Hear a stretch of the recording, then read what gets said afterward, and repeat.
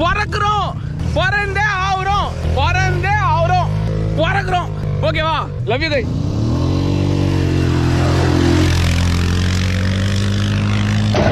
ரெக்கமடைச்சிடுத்து பறந்து போயிடுத்து கரடி கர ஒதுங்கி நம்ம ஜெயிச்சிட்டோம் பாரா, ஜெயிச்சிட்டோம். எதையும் ரசித்து ருசித்து சாப்பிட்டு அந்த உணவு அருமையாக இருப்பதாக நாங்க பாத்தியா சோத்துலயே கைய கழுவிட்டு நாக்கிலேயே கைய தொடச்சுக்கிறோம். என்ன மாமா ஆட்ட ரெண்டா வெட்டி குறுக்க மறுக்க ஓ இலையில போட்டுருக்காங்க. அதிகமா பேசாத. பாராட்டி சீராட்டி யூடியூபில் வீடியோ போடுவதை வழக்கமாக செய்து வந்தவர் சாப்பாட்டு விமர்சகர் இர்ஃபான். செல்லாத காசு எடுத்து வந்து பஞ்சர் போட வந்தவன் நீ என்னைய வர்ணிக்கிற? அந்த வாய் இருக்கேதான்டா இவ்வளவு பேசுற. வாங்கிடா எத்தனா பஞ்சரு.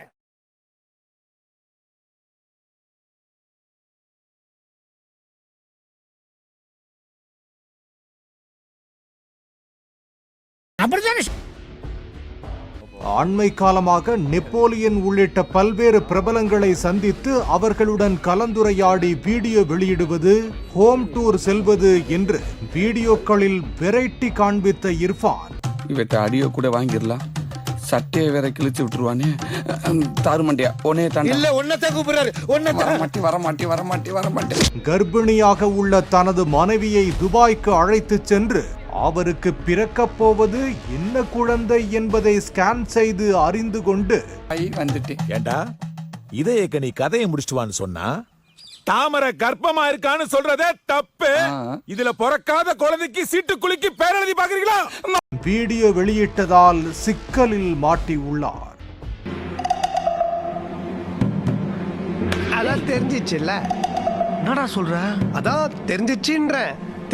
துபாயில் இருந்து திரும்பிய கையோடு விழா ஏற்பாடு செய்து தனக்கு நெருக்கமான நண்பர்களை அழைத்து தனது மனைவிக்கு பெண் குழந்தை பிறக்கப் போவது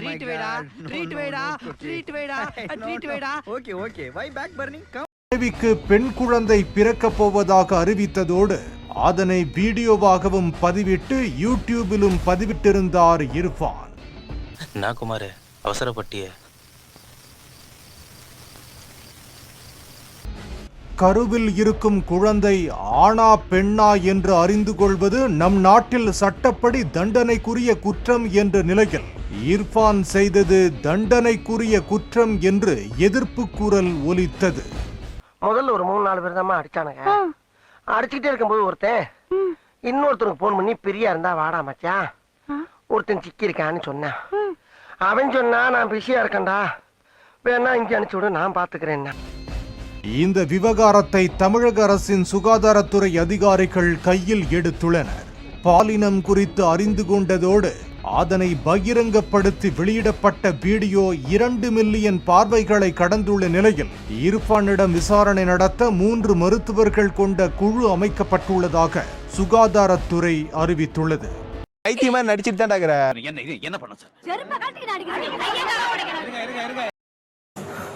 நண்பர்களே, வேற ஒண்ணும் இல்ல. என்னடாச்சுன்னா ஒரு